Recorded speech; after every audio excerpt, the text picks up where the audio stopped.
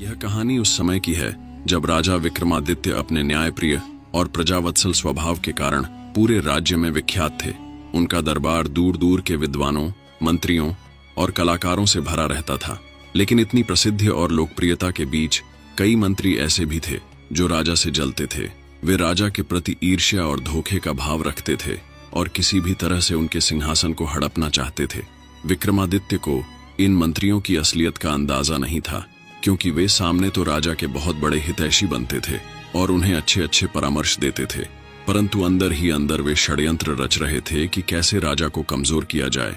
विक्रमादित्य अपनी नेकदिली के कारण इन चालबाजियों से अनजान थे। एक दिन राजा विक्रमादित्य अपने कुछ सैनिकों के साथ शिकार पर निकले।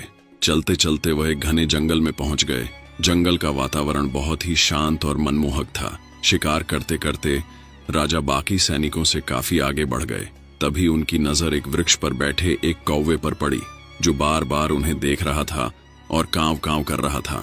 राजा ने सोचा कि यह कौवा यहाँ क्यों इस प्रकार शोर कर रहा है। कौवे की इस अजीब हरकत ने राजा का ध्यान आकर्षित किया और उन्होंने उसे ध्यान से देखना शुरू किया। कौवा जैसे उनकी ओर देख रहा था, मानो उसे उनसे कुछ कहना हो। विक्रमादित्य को कौवे की आंखों में एक अजीब चमक और चिंता दिखी। वह समझ नहीं पाए कि इस चतुर पक्षी के मन में क्या चल रहा है, लेकिन कौवा वहीं रुका रहा और उधर ही उड़ने लगा, जैसे कि राजा का ध्यान अपनी ओर खींच रहा हो। राजा विक्रमादित्य कौवे के व्यवहार से हैरान थे। अंततः कौवा उड़ता हुआ एक गहरे और घने पेड़ों के बीच स्थित स्थान पर चला गया और बार बार कांव कांव की आवाज निकालने लगा। विक्रमादित्य को ऐसा लगा जैसे वह उन्हें उस ओर बुला रहा है। राजा ने कौवे का पीछा करने का निश्चय किया और अकेले ही उस ओर बढ़ गए। कौवा राजा को एक पेड़ के पास ले गया और एक पेड़ की शाखा पर बैठकर कर्कश आवाज में बोला, हे राजा, मैं तुम्हारा मित्र बनकर यहाँ आया हूँ। मुझे पता है कि तुम न्यायप्रिय और प्रजावत्सल हो, लेकिन तुम्हारे दरबार में कुछ लोग हैं जो तुम्हें धोखा देने की साजिश कर रहे हैं। वे तुम्हारे राज्य को तुम्हारे हाथ से छीनना चाहते हैं। राजा विक्रमादित्य यह सुनकर चौंक गए। उन्होंने पूछा, हे कौवे, तुम कौन हो और ये सब कैसे जानते हो? क्या तुम्हारे पास इसका कोई प्रमाण है? कौवे ने जवाब दिया, मुझे जंगल की शक्तियां दी गई हैं। मैं देख सकता हूँ कि कौन सच्चा है और कौन धोखेबाज। मैं कई बार तुम्हारे दरबार के बाहर से उन मंत्रियों की बातें सुनता हूँ। वे तुम्हारे प्रति वफादार नहीं हैं। वे तुम्हारी पीठ पीछे तुम्हें नीचा दिखाने और तुम्हें कमजोर करने की योजना बना रहे हैं। राजा विक्रमादित्य को कौवे की बातों पर कुछ संदेह हुआ। उन्होंने सोचा कि यह कैसे हो सकता है कि एक पक्षी उन्हें इस प्रकार की बातें बता रहा है, परंतु कौवे की बातों में सच्चाई का भाव था। राजा ने कौवे से कहा, मैं तुम्हारी बातों पर विश्वास करना चाहता हूँ, लेकिन मुझे कुछ समय चाहिए। अगर यह सच है तो मैं तुम्हारी सच्ची मित्रता को हमेशा के लिए मान दूंगा। कौवे ने समझ लिया कि राजा को विश्वास करने के लिए समय चाहिए। उसने राजा से कहा, हे राजन, तुम्हारे दरबार में आगामी पूर्णिमा के दिन एक विशेष योजना बनाई गई है। यदि तुम उस रात छिपकर देखोगे तो तुम्हें सब कुछ समझ में आ जाएगा। विक्रमादित्य कौवे की बातों पर गंभीरता से विचार कर रहे थे। वह जंगल से लौट आए, परंतु उनके मन में कौवे की बातें गूंजती रहीं। उन्होंने किसी से इस बात का जिक्र नहीं किया, परंतु वह काफी चिंतित हो गए थे। उन्होंने सोचा कि यदि कौवे की बातें सच निकलीं तो वह उन मंत्रियों का सामना कैसे करेंगे और क्या यह उनके राज्य के भविष्य के लिए खतरनाक साबित हो सकता है। इस प्रकार की चिंता के बीच राजा ने इंतजार करने का निश्चय किया और कौवे की चेतावनी को परखने का मन बना लिया। क्या विक्रमादित्य का कौवे पर विश्वास करना सही सिद्ध होगा? क्या वह धोखेबाज मंत्रियों का पर्दाफाश कर पाएंगे? कहानी का अगला भाग और सस्पेंस तब खुलता है जब राजा छिपकर दरबार की सच्चाई जानने की कोशिश करता है। कौवे की चेतावनी से राजा विक्रमादित्य के मन में हलचल मच गई थी। भले ही उन्होंने कौवे की बातों को सीधा स्वीकार नहीं किया, लेकिन उनके मन में कौवे की बातें गूंज रही थीं। राजा ने स्वयं को संयमित करते हुए एक योजना बनाई। वह कौवे की बात की सत्यता की जांच अवश्य करेंगे, लेकिन बिना किसी को इसकी भनक लगे। दिन बीतते गए और धीरे धीरे पूर्णिमा की रात आ गई।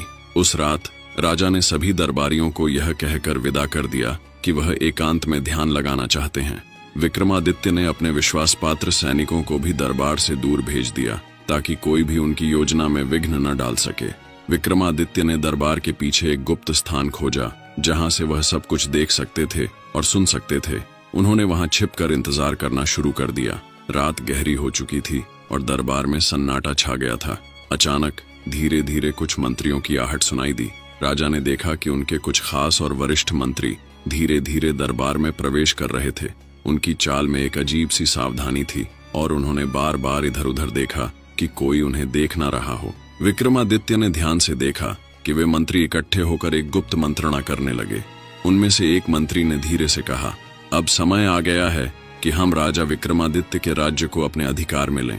उनकी लोकप्रियता अब हमारे लिए एक खतरा बन गई है। जब तक वह सिंहासन पर हैं, तब तक हमारी महत्वाकांक्षाएं अधूरी ही रहेंगी। राजा विक्रमादित्य यह सुनकर चौंक गए। उन्होंने कभी सपने में भी नहीं सोचा था कि उनके अपने मंत्री उनके प्रति इतनी गहरी घृणा और छल रखते हैं। राजा ने और ध्यान से सुना। मंत्री अपनी योजनाओं का खुलासा कर रहे थे। उनमें से एक बोला, हमें राजा को कमजोर करना होगा। हम उन्हें उनके सच्चे मित्रों और सहायताकारों से दूर कर देंगे, उनके खिलाफ षड्यंत्र रचेंगे और फिर उन्हें एक बड़ी साजिश में फंसाकर सत्ता पर कब्जा करेंगे। दूसरा मंत्री बोला, हम विक्रमादित्य को एक झूठे अपराध में फंसा सकते हैं। जब राजा के ऊपर संदेह होगा तो प्रजा भी उनके खिलाफ हो जाएगी। इसके बाद हमें उन्हें सत्ता से हटाने में देर नहीं लगेगी। राजा यह सब सुनकर स्तब्ध रह गए। उनके हृदय में गहरा क्रोध उत्पन्न हुआ, लेकिन उसी क्षण उन्हें कौवे की बात याद आ गई। उन्होंने समझा कि यह वही मंत्री हैं जिनकी सच्चाई जानने के लिए कौवे ने उन्हें चेतावनी दी थी। राजा का दिल टूट गया कि उनके अपने मंत्री, जिन पर उन्होंने वर्षों तक विश्वास किया था, उनके विरुद्ध इस प्रकार का षड्यंत्र रच रहे हैं। विक्रमादित्य ने मन ही मन कौवे को धन्यवाद दिया और सोचा कि यदि कौवा उन्हें चेतावनी नहीं देता तो शायद वे कभी इस धोखे का पता नहीं लगा पाते। राजा ने उसी समय निश्चय किया कि वह कौवे की सच्ची मित्रता का सम्मान करेंगे और उसका आभार व्यक्त करेंगे, लेकिन इससे पहले उन्हें उन मंत्रियों को उचित दंड देना था जिन्होंने उनकी पीठ पीछे षड्यंत्र रचा था। विक्रमादित्य ने उन मंत्रियों का सामना करने के लिए एक योजना बनाई। उन्होंने अपने विश्वास पात्र सैनिकों और राजदूतों को बुलाकर गुप्त रूप से निर्देश दिया कि अगले दिन एक विशेष सभा का आयोजन किया जाए।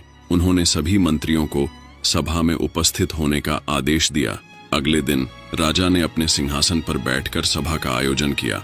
उन्होंने उस सभा में कौवे का भी ध्यानपूर्वक स्वागत किया, जो वहां छिपकर बैठा था। विक्रमादित्य ने सब मंत्रियों को बुलाकर कहा, आज मैं यह सभा इसलिए बुला रहा हूं ताकि मैं अपने राज्य की सुरक्षा और जनता की भलाई के लिए कुछ महत्वपूर्ण निर्णय ले सकूं। लेकिन मुझे यह भी झांत हुआ है कि कुछ लोग मेरे विरुद्ध षड्यंत्र रच रहे हैं। राजा की बात सुनकर मंत्री घबरा गए। उनके चेहरे का रंग उड़ गया। एक मंत्री ने डरते हुए कहा, राजन, हम सभी आपके प्रति वफादार हैं। हम आपके विरुद्ध षड्यंत्र क्यों रचेंगे? राजा ने कठोर स्वर में कहा, वफादारी की कस्में खाने वाले ही असल में मेरे दुश्मन हैं। मैं तुम्हारी सच्चाई जान चुका हूँ। इस सभा में सबके सामने तुम्हारा असली चेहरा उजागर करूंगा। इसके बाद राजा ने उन मंत्रियों की सारी साजिशों को सबके सामने उजागर कर दिया और उन्होंने उसी कौवे को सभा में बुलाया जिसने उन्हें सचेत किया था। राजा ने कहा, यह मेरा मित्र है जिसने मेरे प्रति सच्ची मित्रता निभाई और मुझे चेतावनी दी। इसे तुम लोग बस एक साधारण पक्षी मानते हो, परंतु इसने तुम सबकी सच्चाई मुझ तक पहुंचाई है। सभा में उपस्थित सभी दरबारी हैरान थे। विक्रमादित्य ने तुरंत ही आदेश दिया कि उन धोखेबाज मंत्रियों को राज्य से निर्वासित किया जाए और उनके सभी पदों और अधिकारों को छीन लिया जाए। राजा ने उन विश्वास पात्र लोगों को पुरस्कृत किया जो उनके प्रति निष्ठावान थे और साथ ही कौवे की मित्रता के प्रति अपनी कृतज्ञता भी प्रकट की। सभा समाप्त होने के बाद राजा विक्रमादित्य ने कौवे को अपने पास बुलाया और स्नेहपूर्वक कहा, हे मित्र, तुमने मेरी आंखें खोल दी और मुझे सच्चाई से अवगत कराया। तुम्हारी इस मित्रता और सच्चाई का मैं सदैव आभारी रहूंगा। कौवे ने नम्रता से सिर झुकाते हुए कहा, राजन, मित्रता का धर्म यही है कि हम एक दूसरे की रक्षा करें। मुझे प्रसन्नता है कि मैं आपके काम आ सका। इस घटना के बाद विक्रमादित्य ने यह समझ लिया कि सच्ची मित्रता केवल इंसानों के साथ ही नहीं बल्कि किसी भी जीव के साथ हो सकती है। उन्होंने कौवे को सच्चा मित्र मानकर उसके साथ हमेशा मित्रता निभाने का वचन दिया। इस कहानी से हमें यह सीखने को मिलता है कि सच्चा मित्र वही है जो कठिन समय में भी आपका साथ दे और सच्चाई का मार्ग दिखाए, चाहे वह किसी भी रूप में क्यों ना हो। धन्यवाद।